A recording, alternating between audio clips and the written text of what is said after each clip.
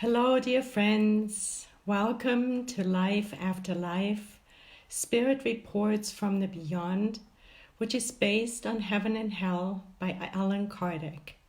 We have been studying so far the happy spirits, which you find in the second half of Heaven and Hell, where Allan Kardec compiled several categories of spirit reports from different types of spirits. And again, we have been focusing so far on the happy spirits. So usually our program is on Facebook Live and Kardec Radio Facebook and the app on Sunday evenings, Pacific Standard Time, which is where we are. We're in Northern California, 6 p.m., 9 p.m. Eastern Standard Time. And last Sunday, our recording was somehow disturbed, and so we decided to re-record the same session, which was dealing with Miss Emma. So if you would like to follow along, we are in Heaven and Hell looking at Miss Emma, which is one of the happy spirits, and you can find her on page 306. And there is Marilda. Hello, nice to have you, dear friend. Thank you for joining. So Miss Emma is an interesting case because she died when she was very young.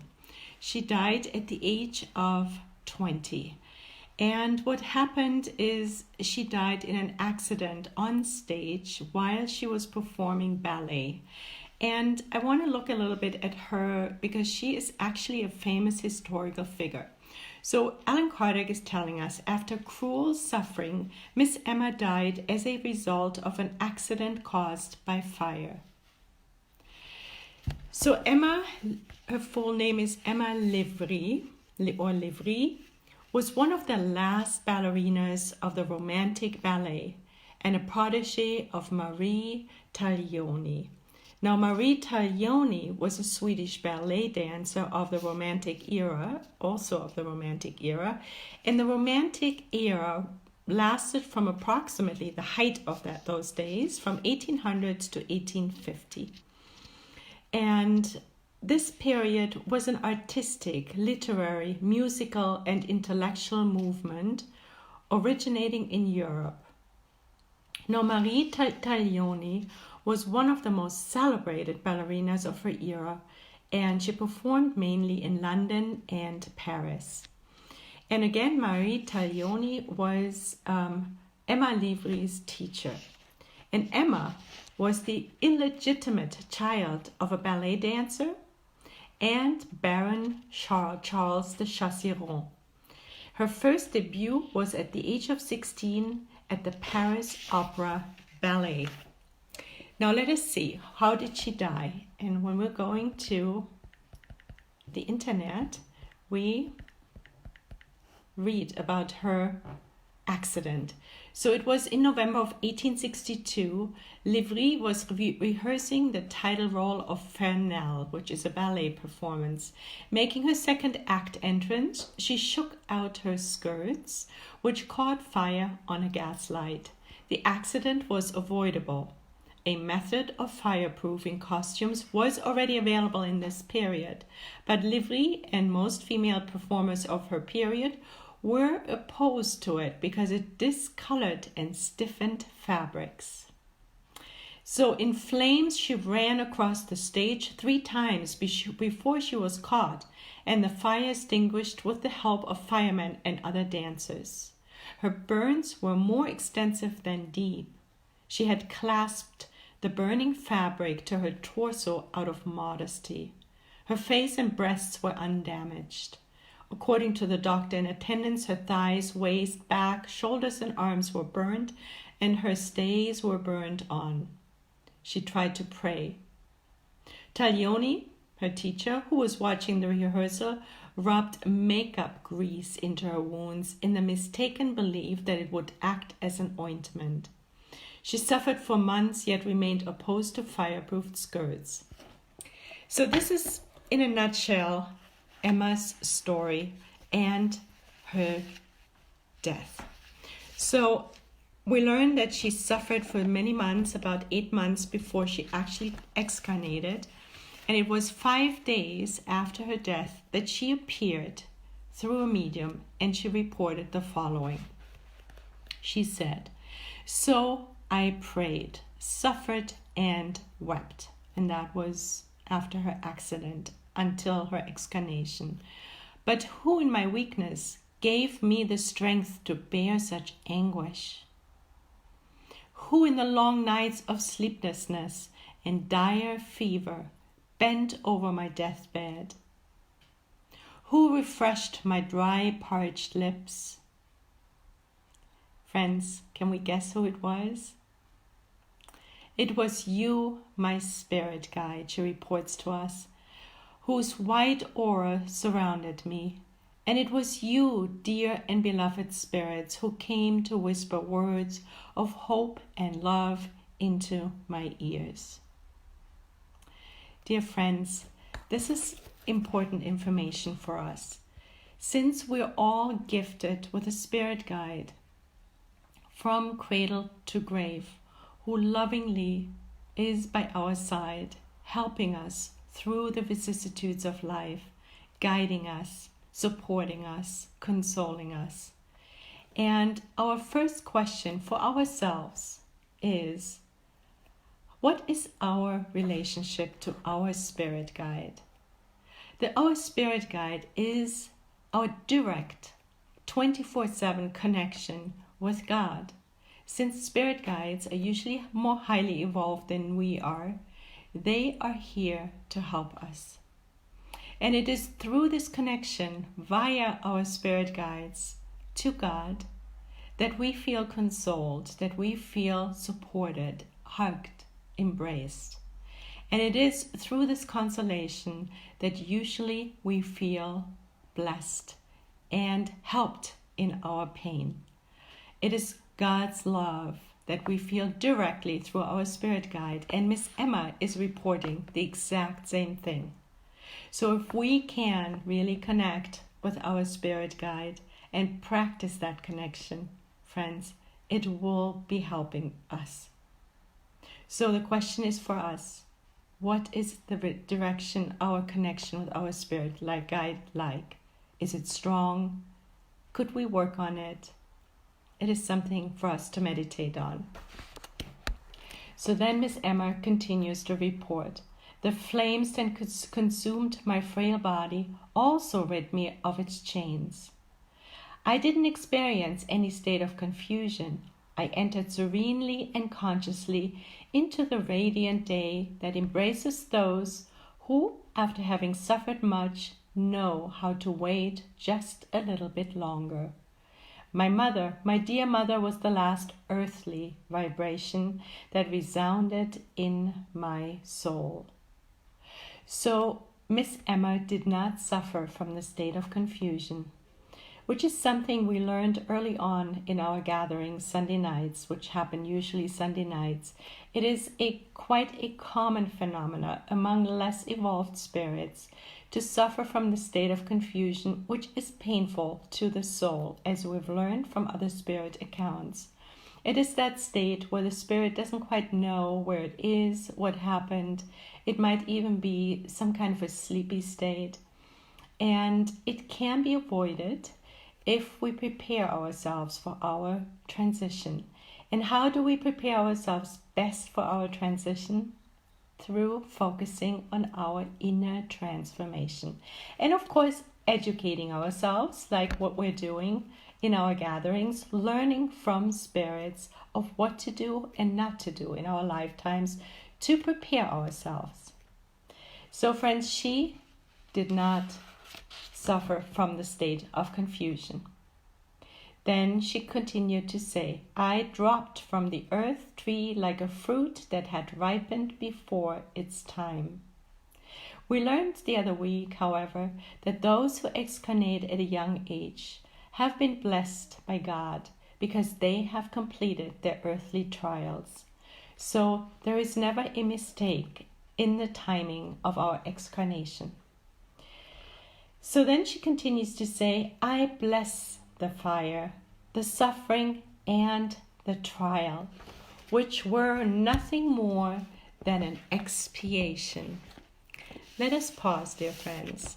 The word expiation is something worth mentioning, worth pausing over in order for us to learn a little bit more of what that actually means. What does Miss Emma mean by labeling her trials as an expiation?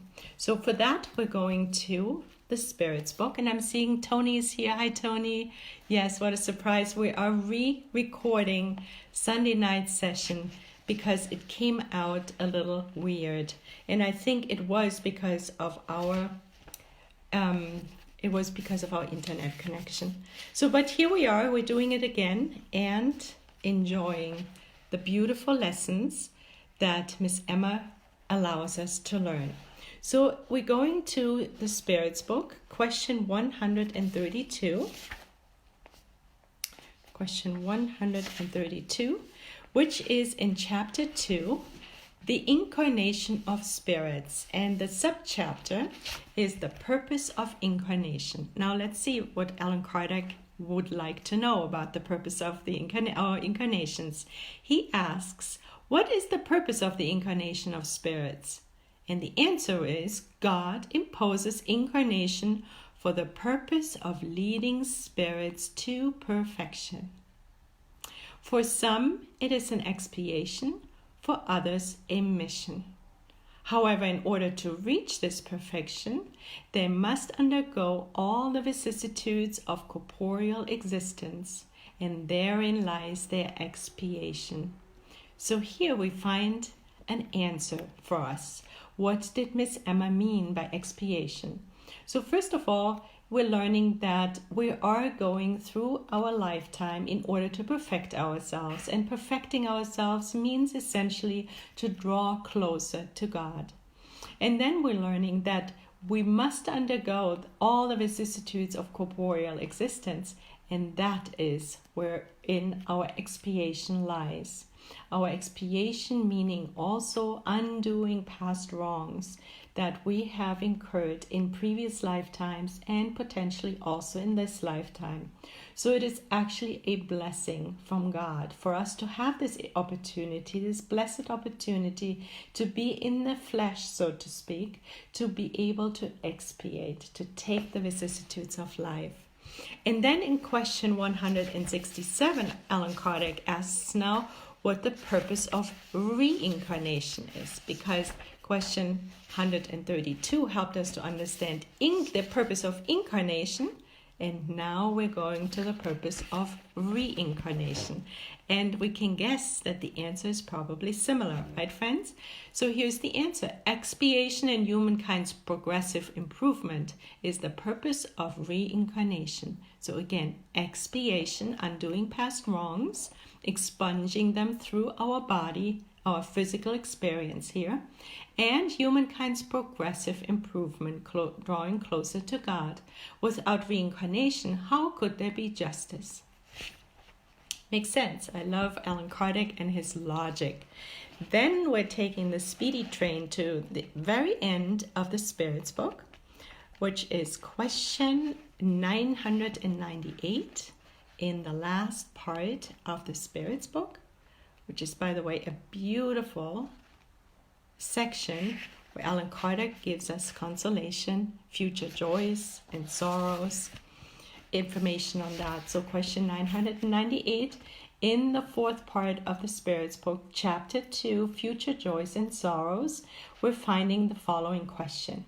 Is expiation accomplished in the corporeal state or in the spirit state? Very interesting, because of course we're not only in the corporeal state, right? This is just a very short period we're having here.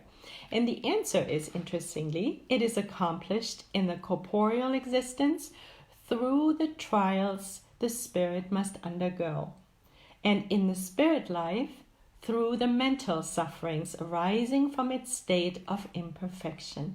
So the answer is yes, we are expiating both in our physical lives here on earth and in our spirit life. And here on the physical end, It is through the pains and sorrows we experience, and we all are familiar with them, so we don't have to talk about them more. But in the spirit, on the spirit side, the expiation continues, and there we feel it through our mental suffering.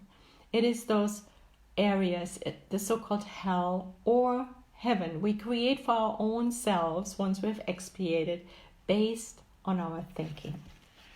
Wonderful. So the Spirit's book has helped us again. But then there's also the beautiful gospel. And we love to go to St. Augustine because St. Augustine helps us in so many different ways to understand our life here. And he's giving us always very good advice. So we're going to page 74 in the Gospel according to Spiritism, which is chapter 3. There are many dwellings in my Father's house. Hi Nora, dear friend, welcome, welcome. Nice to see you. Thank you for joining. So we are in the Gospel, chapter 3. There are many dwellings in my Father's house. And St. Augustine tells us in the chapter Worlds of Trial and Expiation, page 74. He says, not all the spirits that incarnate on the earth are sent there in expiation. Interesting. So far we've just talked about expiation. But now we're learning that not all of us are here on an expiatory path. The so-called primitive peoples, he says, are spirits who have just left infancy and who are there for an education, so to speak, so who are here on earth, so to speak, and to develop themselves through contact with more advanced spirits. So he's telling us that they're the so-called primitive peoples that are here on earth to educate themselves, and they are not here on an expiation. Interesting. And of course, we're reading this, not creating any judgment of who is better and who is worse. We're just reading this in order to inform ourselves, to learn a little bit more about the constitution of this planet and who is dwelling here, what kind of spirits, right, friends? And this is St. Augustine who is telling us this. So then he says, next come the semi-civilized peoples. So first he says the so-called primitive peoples, then the semi-civilized people. They are comprised of the same spirits as the primitive peoples in more advanced stages of progress. Generally speaking, he says, these are the indigenous peoples of Earth who have evolved little by little through long centennial periods. So some of them have been able to reach the intellectual advancement already. And then, this is also interesting, spirits undergoing expiation, he calls foreigners here on earth. So those of us who are here and do not fall into maybe this category of the indigenous peoples on earth, those of us are foreigners, if we may so express ourselves, he says. They have already lived on other worlds from which they were banished because they persisted in evil, and because they were a cause of disturbance to the good inhabitants. So some of us are delinquents, and we were told we were not allowed to go back to these other worlds that most likely were more evolved than planet Earth. So those of us who are here on an expiation have been banished to planet Earth. These two spirits have been relegated to living for a time among less advanced spirits, and since they carry with them their developed intelligence and the seed of acquired knowledge, they have the mission of helping those who are less advanced. Having more sensitivity, the miseries of life are bitterer to them because sufferings bruise them more deeply than they bruise the primitive peoples, whose moral sense is more obtuse. So friends, this gives us a new aspect of expiation. So not all of us are here on an expiation. Some of us are here because we're just learning, because our lifetimes may be less than those of us who are here on an expiatory path and have potentially been banished from more evolved worlds because of our unruly conduct. But then lastly, there's also those spirits who are here on a mission. And those are spirits who are usually more evolved and didn't necessarily have to come back to planet Earth, but chose to come back because they are either wanting to just be here to help us, or they wanted to expedite their growth and move on a little bit faster. So let us continue on with Miss Emma. So Miss Emma continues to say, she was then evoked a few days later again, and she says, and this is the part of her account that is the center of it. And it centers around the beatitude by Jesus, saying, "Blessed are the afflicted, for they shall be comforted." And in some translations, we also find, "Blessed are they who mourn, for they shall be comforted." So this is the beatitude that she is actually helping us to understand. So she says, those who suffer while on earth receive recompense in the other life. God is full of justice and mercy towards those who suffer there. He grants such pure and perfect happiness that none would fear either suffering or death if it were possible for poor human beings to probe the mysterious designs of our Creator. But the earth is a place of many trials, and poignant pain is frequently sown there. Be resigned if you are stricken, she tells us. Bow before the supreme goodness of the omnipotent God whenever He gives you a heavy burden to bear.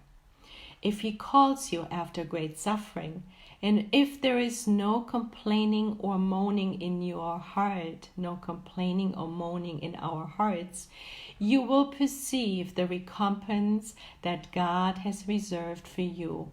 You will see in the other life how little the pain and suffering of earth are. What a beautiful section, friends, isn't it? It tells us so much. It tells us that we are suffering because there is justice. It also tells us, asks us, invites us to resign ourselves to our suffering. Resignation was defined in the gospel as the surrender of our hearts. And it also tells us that the pain that we're experiencing here on earth is really, in the bigger sense, not that much.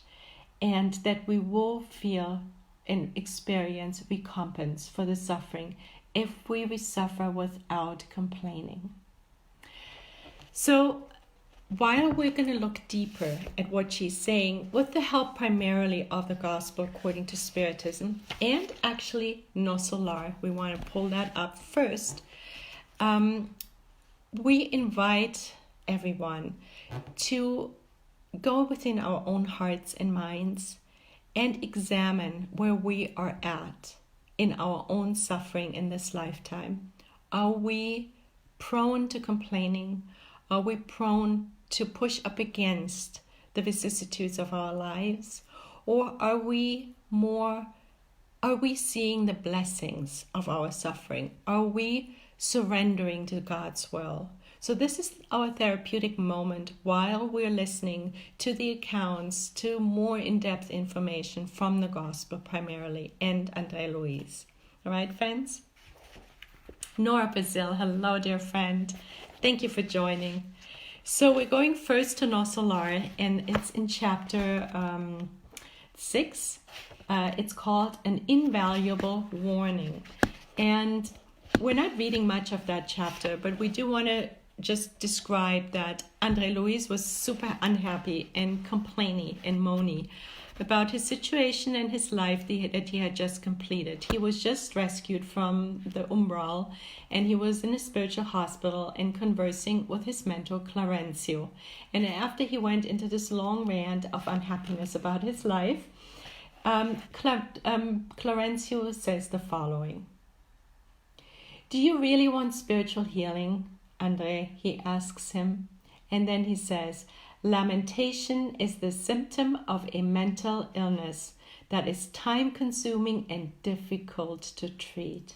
So we're taking a mental note here that our moaning and groaning about situations in our lives is actually, according to Mentor Clarencio, a mental illness.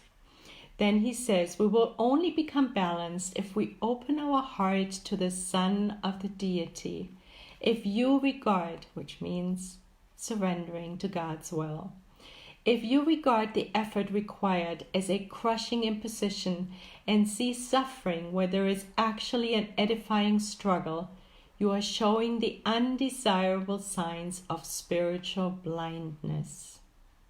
The more you use words to exaggerate your painful thoughts regarding your personal experience, the more you bind yourself to insignificant memories.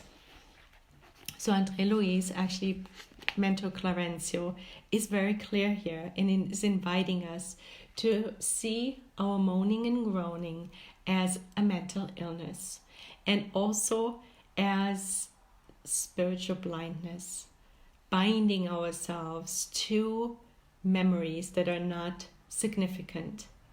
So this is a strong invitation for us to potentially change our ways when hardship strikes in our lives.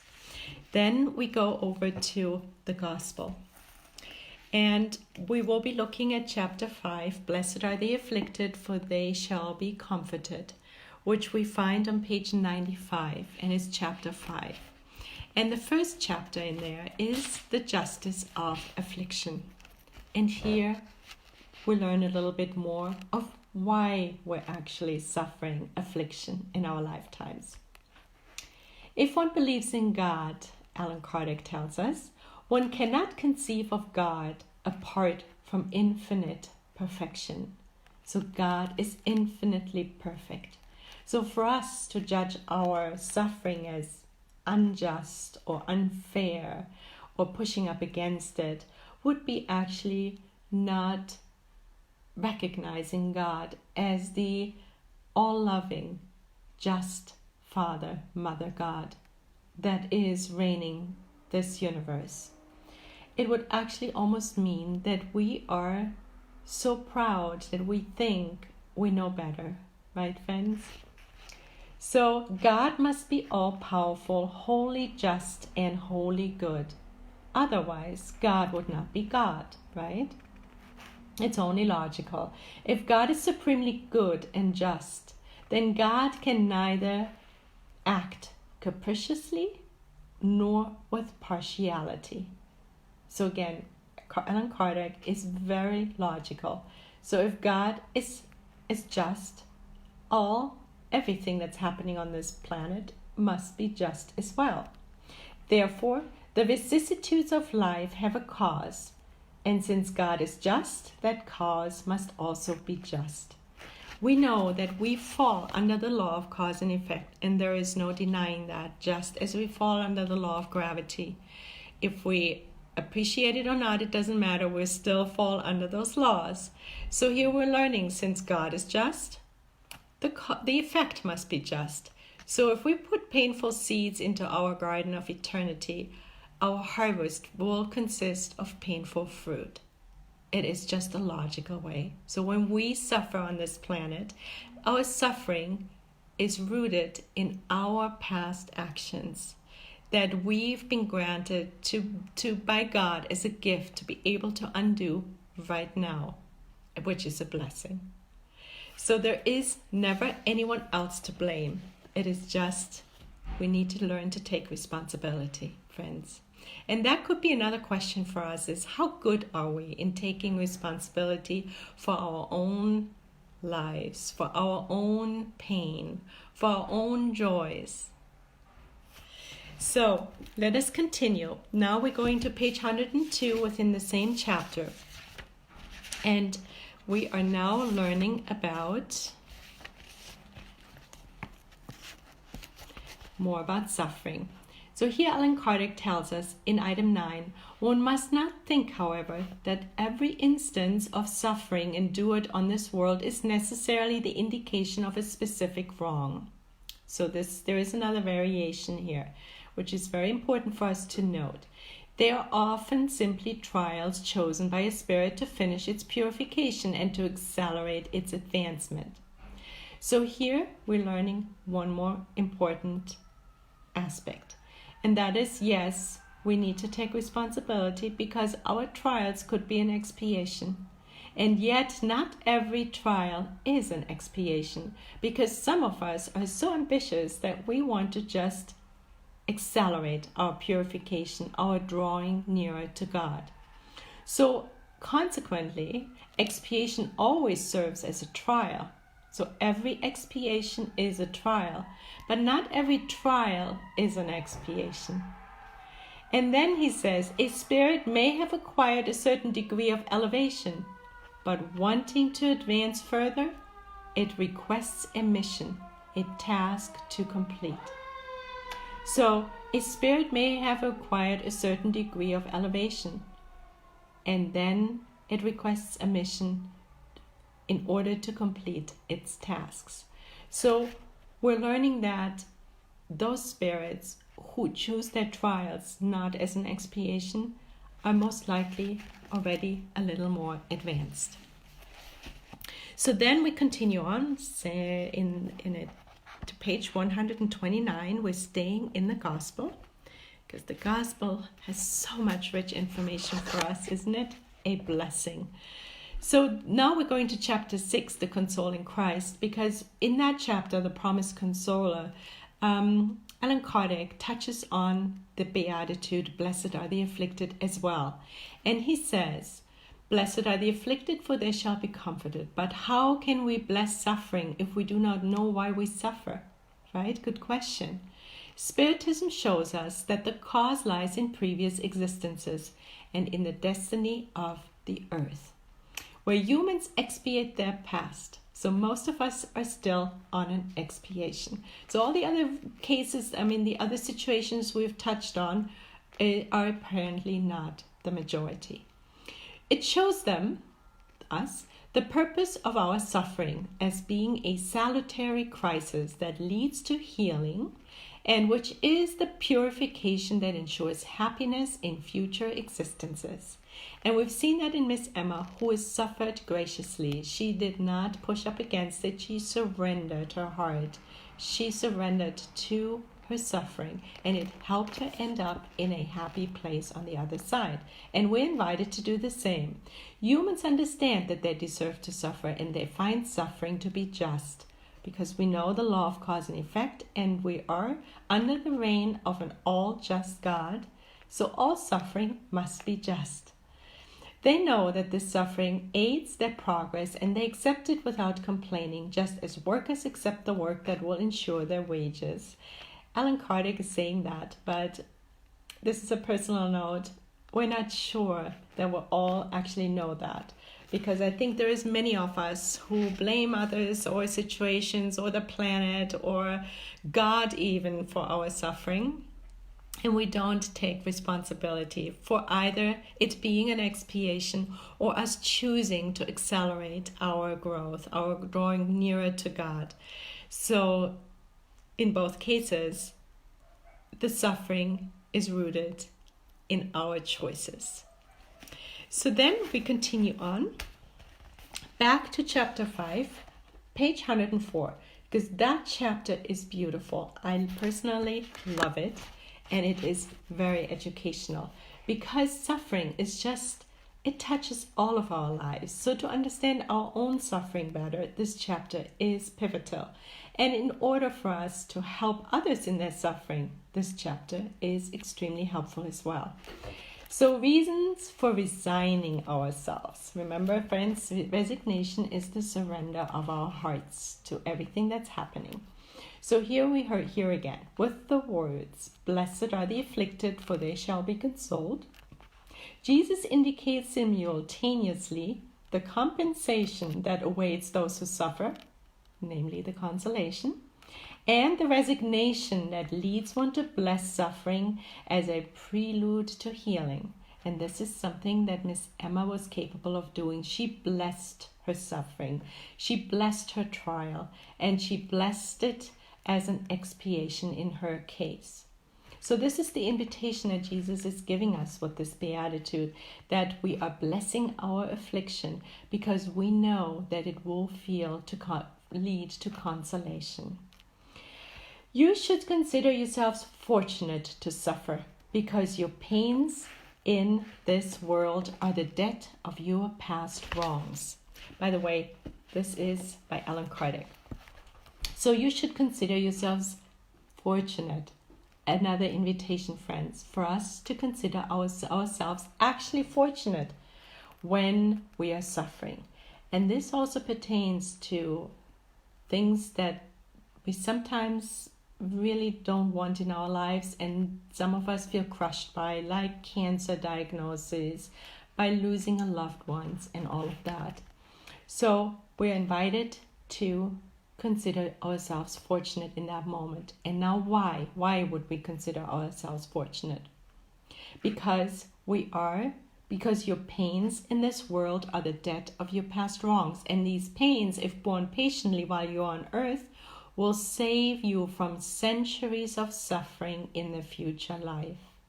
Hence, you should be happy because God has reduced your debt by permitting you to repay it now, which will guarantee your tranquility for the future.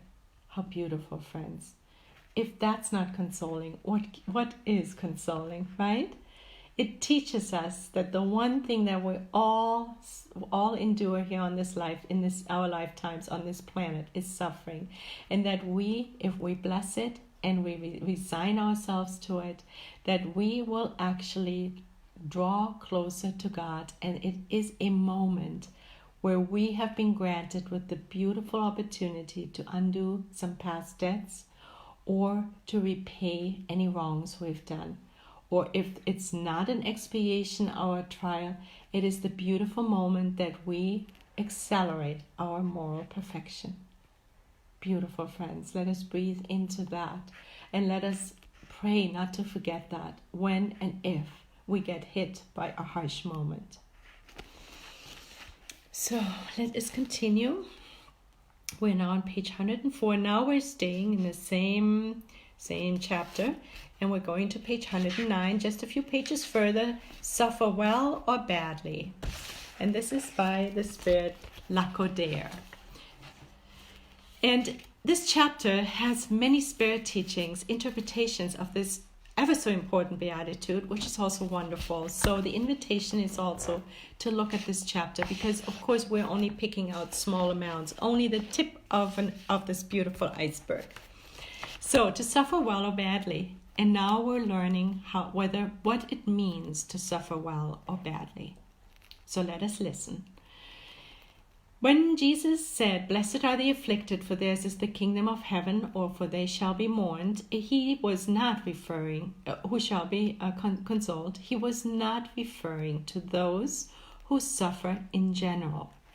Since everyone on the earth suffers, whether upon the throne or upon straw. That is something that unites us here on planet Earth. Here on Earth, we learn through suffering, most and foremost. And so it doesn't matter whether we have a lot of money, whether we are beautiful and very intelligent, or whether we're living on the streets or we're sick. We're all suffering in our own ways. But Elis, he says, few suffer well. Few understand that only trials that are borne well can lead them to the kingdom of God. And we've learned already earlier, the key is to bless our suffering, to resign to our pain. But here we're learning another piece. Discouragement is a fault, so we need courage.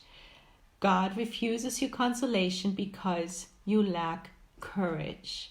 Courage is something that is like a pearl necklace woven through the Spiritis literature. From Paul of Tarsus over André Louis, Leon Denis, it doesn't matter, Emmanuel, all are encouraging us to have courage in our trials, and not only in our trials, during our entire lifetime. And so here we're again invited to bless well, to suffer well means to have courage. The burden is proportional to the strength, just as the reward will be proportional to the resignation and courage. The reward will be greater than the affliction is painful. What another beautiful invitation to surrender to our suffering with courage, because we will be rewarded. And if we're not rewarded in this lifetime, it will be in our future lifetime. Friends, let us keep in mind that we're reflecting what we're reading, what we're learning here, into our own lives to see where are we at in our suffering. Are we suffering well with courage and resignation, or are we succumbing to moaning and groaning and complaining, which Mentor Clarencio labeled as a mental illness? So then Lacotea says also, blessed are the afflicted may be translated thusly. Blessed are those who have the opportunity to test their faith, firmness, perseverance, and submission to God's will, for they will receive 100 times the joy they lacked on earth, and after labor will always come repose. Lacotea also invites us to stay humble, to surrender to God's will, to know that He, she, it is always just, and that we need to take responsibility, and the recompense will be happening. So no worries, be happy. There's a song, we better not sing because we're not good singers. We don't know how to sing. But there is this beautiful song, be happy. Don't worry, be happy, right? So let us continue with voluntary suffering. Another aspect that is interesting to consider, because some of us, we think that with voluntary suffering, we might accomplish something. And what is voluntary suffering, right? So according to, there's many different voluntary sufferings, and we'll look at it in from two different spirits' perspective. Fenelon is the first one, and he helps us to understand what voluntary suffering is in his eyes and which is not serving us. So he says, human beings are constantly in search of the happiness that incessantly escapes them, for spotless happiness does not exist on the earth. Mental note to self, let us not be unhappy if that so-called happiness that we may have experienced on other planets and we have not really cherished, and we came back here on planet Earth, if that memory is still lingering in us and we just are not happy here, let us scratch that thought and let us just be grateful for what we have here, because there's a reason why we're here and experiencing this. So then he says, the humans search for happiness in perishable things instead of the pleasures of the soul. And thank you for Kardec Radio, which helps us to nourish our soul, which is one of the things that is so important, that we not only lose ourselves in the materiality of our lives, but that we look at the eternal, the immortal part of us more, that we educate and focus on our soul. And here, Fenelon invites us to that too. So in our suffering, we need to not so much focus on our material lives, the perishable aspect, our physical body, but on the pleasures of the soul. And he says, instead of seeking peace of mind, which is a pleasure of the soul, the only real happiness in this world, peace of mind, the only real happiness in this world, humans are avid for anything that can agitate and upset them. And what is one of the main causes that is unnecessary suffering that some of us are almost, we want to say, addicted to? That is envy and jealousy. So we are invited to let that go. That does not serve us. This is not the kind of suffering, according to the Spirit, that will draw us closer to God, that will actually help us in our evolution. So he says, it is not to them that these words apply, to them who use jealousy and envy in their lifetimes as a suffering. It is not to those that these words apply, blessed are the afflicted, for they shall be comforted. And since their preoccupations are not those that bring compensation in heaven. It is a suffering which is futile, friends. Let us release that. Let us trust in God that what we are and where we are and what we experience in this lifetime does not need to be diminished, or a pride needs to be established because we compare ourselves with others. And in the case of jealousy, to not trust, to not have faith that the person we are with is with us for a specific reason, that we're not losing ourselves in the moment, in our perishable moment, but rather look at each other as eternal beings, as beings with an eternal life, namely a soul, that we're connected to a soul, and we are a soul, the nourishment of the soul. And if we focus on that, we find peace of mind, and that is the only true happiness, according to Fenelon, on our planet. So let us continue on. Now we're going to page 118. The chapter is True Misfortune, and it's by Delphine de Girardin. And so she's teaching us a little bit more along those lines of what true misfortune is and which it isn't. And she too says, I have come to tell you that nearly everyone is mistaken, and that true misfortune is not everything that people believe it to be. They see it in poverty, threatening creditors, the cradle empty of that angel, in tears, the coffin, anguish of betrayal. So we could label that kind of suffering as the more perishable suffering, the one where we just see this lifetime in our material form. And she says that true misfortune is not everything that people are focusing on.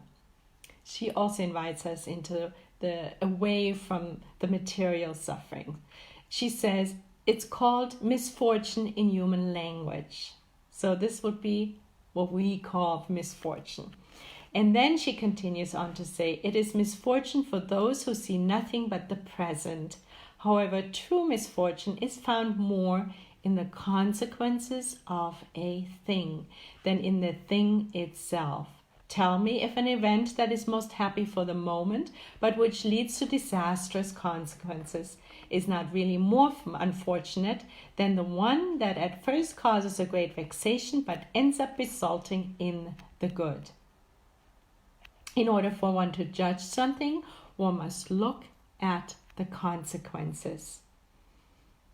And that means by looking beyond our current lifetime. So if we win $1 million and we use it, it's in the moment, we're happy. All of our misfortune, boom, gone. We're happy, right? Now the question is that true fortune? If we use that $1 million selfishly only on our own vacation, in our own clothing, in our own cars and homes, and we don't do what the trial of wealth asks us to do correctly, is sharing our wealth, being charitable. So if we omit that, is that not true misfortune? Because we're actually there with planting painful seeds, which we will have to harvest later on. Or the other way around. If we are extremely unhappy that we don't have any money, let's just use the opposite example. We're poor. And if we bear this with resignation and we bless our poverty, we are actually in the moment thinking this is misfortune.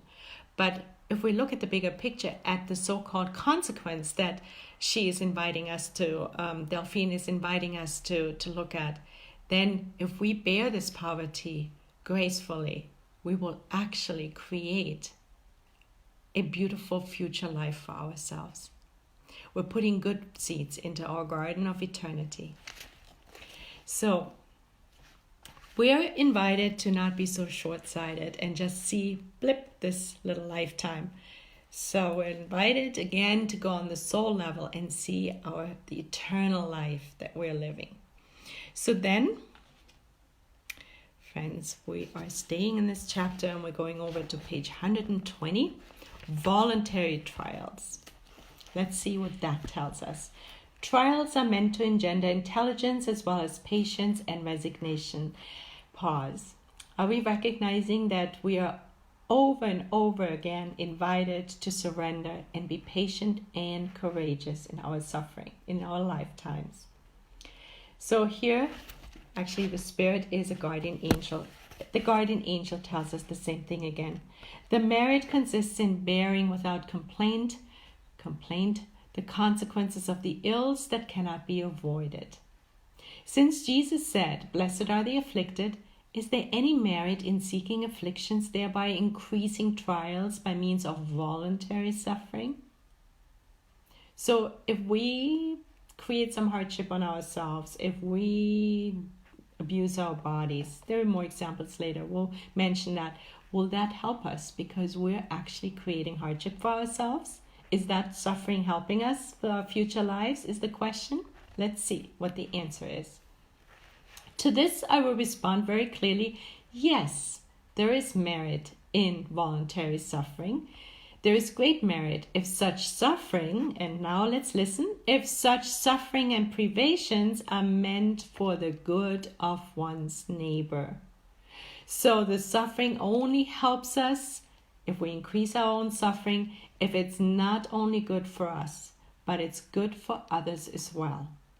Maybe good for all. So we have to, again invited to look beyond our own nose, our own moment of this in this lifetime, but look beyond it and see, is it actually charitable, the increase of our suffering we are creating for ourselves? Because it is charity through sacrifice. So if we suffer and do the good for our neighbor, that is considered charity and sacrifice for the good. If the suffering is meant only for the good of oneself, it is called selfishness and fanaticism, and that will not help us. We won't be consoled as a result. A big distinction must be made, this angel tells us here. As for you personally, be content with the trials that God sends you, and do not increase their burden, which is often already so heavy. Accept them faithfully without complaining. That is all God asks of you.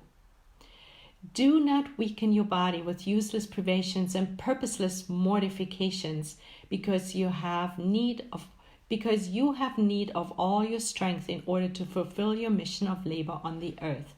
Intentionally torturing and martyring your body is an infringement of the law of God, who has given you the means of nourishing and strengthening it.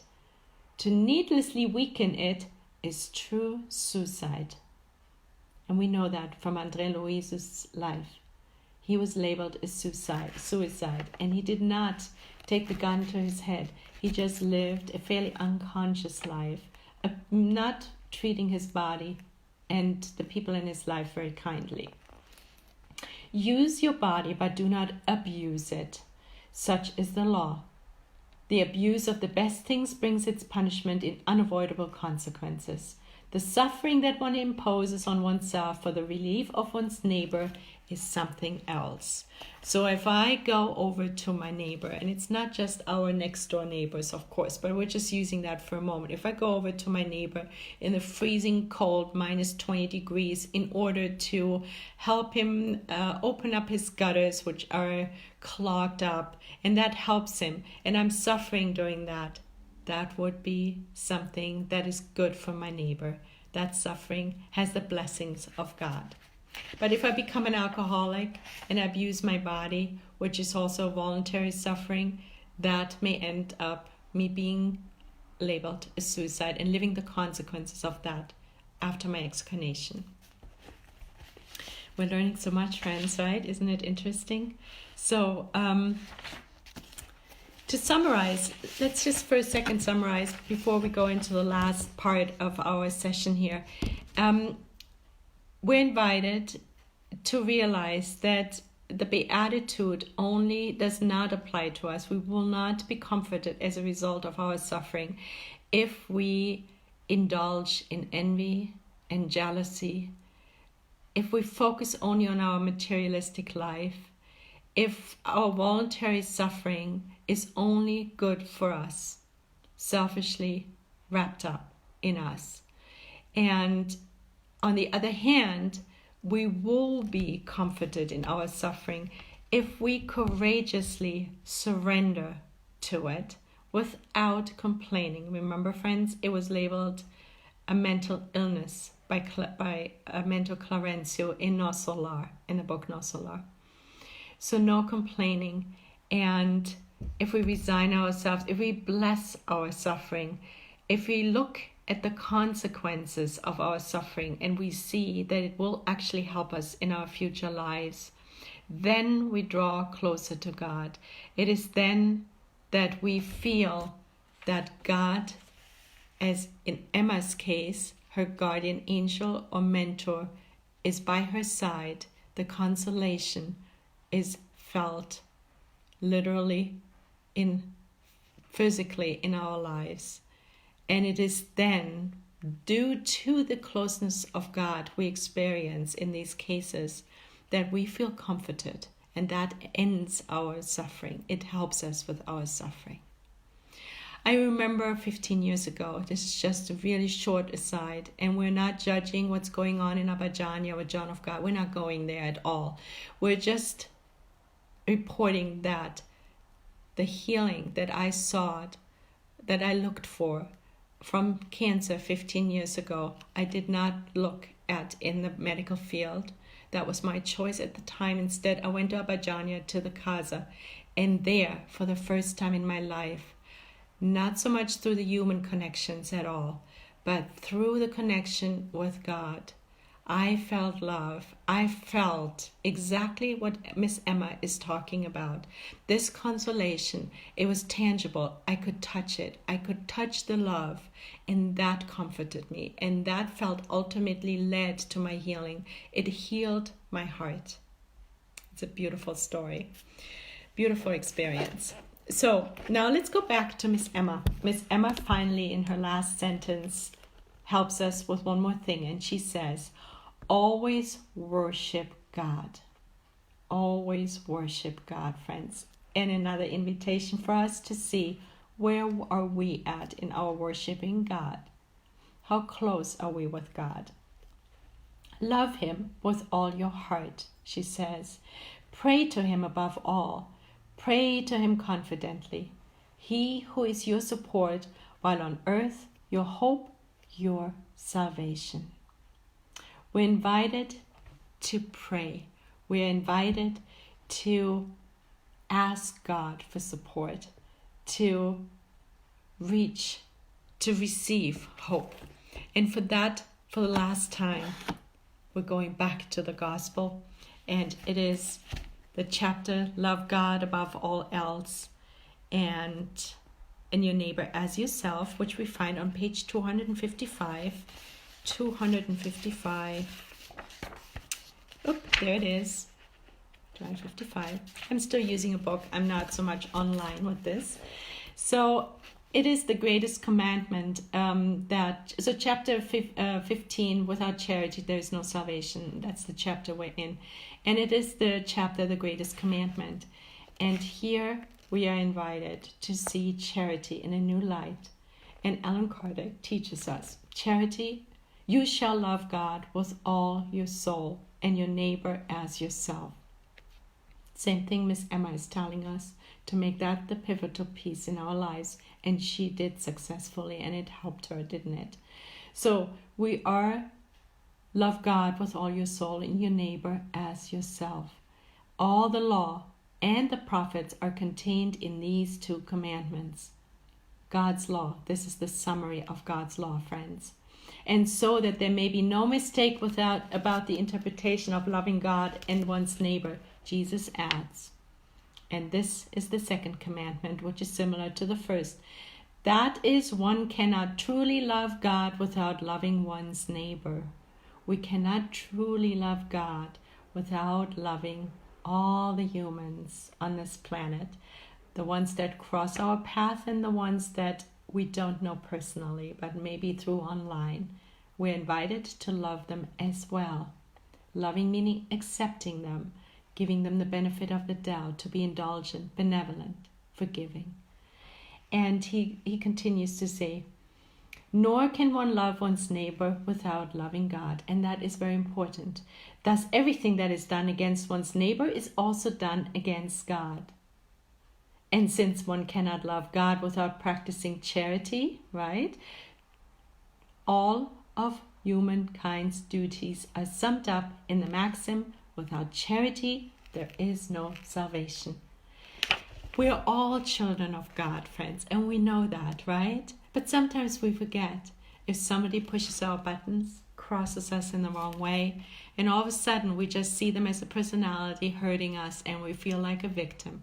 And we're invited to not see it that way, but to see it in a bigger picture. To see that by loving God, we are expected to love our neighbors, all the people on this planet as well, because they're all children of God. And by loving them, accepting them, being benevolent, indulgent, and kind towards them, we are loving God. So it's all one and the same. So let us remember that, dear friends, because without charity, there is no salvation.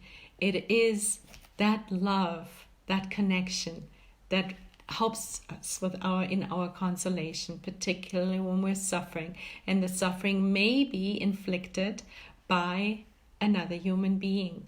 And now we remember also to forgive this human being, to forgive the incomprehension, as Abigail recommended and told Paul in the book Paul and Stephen, to help him on his path, because he suffered a lot. He was stoned, he was maltreated, and he picked himself up over and over again and forgave.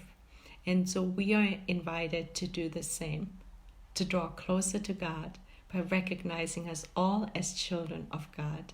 Dear friends, let us for a moment thank God, the good spirits, the healing doctors, all those who were present in spirit and in body this morning. And also let us thank Karnak Radio and the good spirits who allow us to meet on this beautiful platform, to draw closer to God, to educate ourselves, to remind ourselves to be more indulgent, forgiving, and good, to always seek the good, to feel the good and mold it with all the resources we have, so that we may create the kingdom of heaven in our future and potentially even on this planet by aligning our will with God's will increasingly in a more perfect way. And with this and so much gratitude in our hearts for God's love always, we ask kindly for permission to close our session this morning, and so be it. Dear friends, thank you so much for being here. Thank you for your input, and we shall see you again next Sunday, 6 p.m. Pacific Standard Time, 9 p.m. Eastern Standard Time, with another case of a happy spirit, so God willing. Bye. Take care.